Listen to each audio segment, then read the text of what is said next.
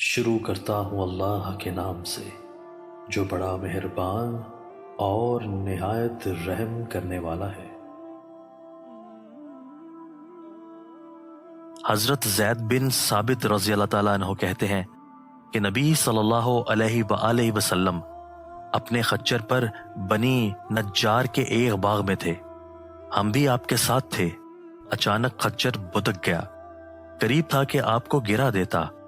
6، 5 یا 4 قبریں تھیں۔ آپ صلی اللہ علیہ وآلہ وسلم نے فرمایا، ان قبر والوں کو کون جانتا ہے؟ ایک آدمی نے کہا، میں۔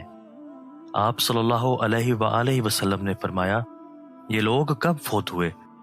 اس نے کہا، زمانہ شرک میں۔ آپ صلی اللہ علیہ وآلہ وسلم نے فرمایا، یہ امت اپنی قبروں میں آزمائی جائے گی۔ اگر مجھے اس بات کا خدشہ نہ ہوتا کہ تم اپنے مردے دفن نہ کرو گے تو میں اللہ تعالیٰ سے دعا کرتا کہ تمہیں بھی وہ عذاب قبر سنائے جو میں سن رہا ہوں۔ زید نے کہا، پھر آپ ہماری طرف متوجہ ہو گئے اور کہنے لگے، آگ کے عذاب سے اللہ کی پناہ مانگو۔ صحابہ کہنے لگے، ہم آگ کے عذاب سے اللہ کی پناہ میں آتے ہیں۔ آپ نے فرمایا، قبر کے عذاب سے اللہ کی پناہ مانگو۔ صحابہ نے کہا، ہم قبر کے عذاب سے اللہ کی پناہ میں آتے ہیں۔ آپ نے فرمایا، ظاہری اور باطنی فتنوں سے اللہ کی پناہ مانگو۔ صحابہ نے کہا، ہم ظاہری اور باطنی فتنوں سے اللہ کی پناہ میں آتے ہیں۔ آپ صلی اللہ علیہ وآلہ وسلم نے فرمایا، دجال کے فتنے سے اللہ کی پناہ مانگو۔ صحابہ نے کہا، ہم دجال کے فتنے سے اللہ کی پناہ میں آتے ہیں۔ حضرت ابو سعید خدری رضی اللہ تعالیٰ عنہ کہتے ہیں کہ میں نبی صلی اللہ علیہ وآلہ وسلم کے پاس آیا، آپ بخار میں تپ رہے تھے۔ میں نے اپنا ہاتھ آپ پر رکھا تو لحاف کے اوپر سے بخار کی حرارت محسوس کی۔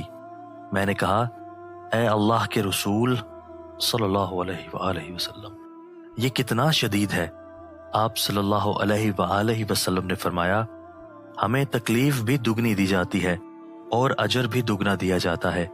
میں نے کہا، اے اللہ کے رسول صلی اللہ علیہ وآلہ وسلم، لوگوں میں سب سے زیادہ آزمائشیں کس پر آتی ہیں؟ آپ نے فرمایا، انبیاء علیہ السلام پر، پھر نیک لوگوں پر۔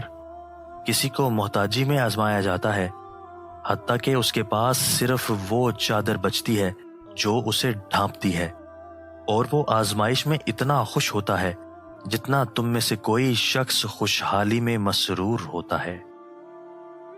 دوستو، اللہ تعالی ہمیں ان احادیث مبارکہ پر عمل کرنے اور اپنی زندگیوں کو سنوارنے کی توفیق عطا فرمائے۔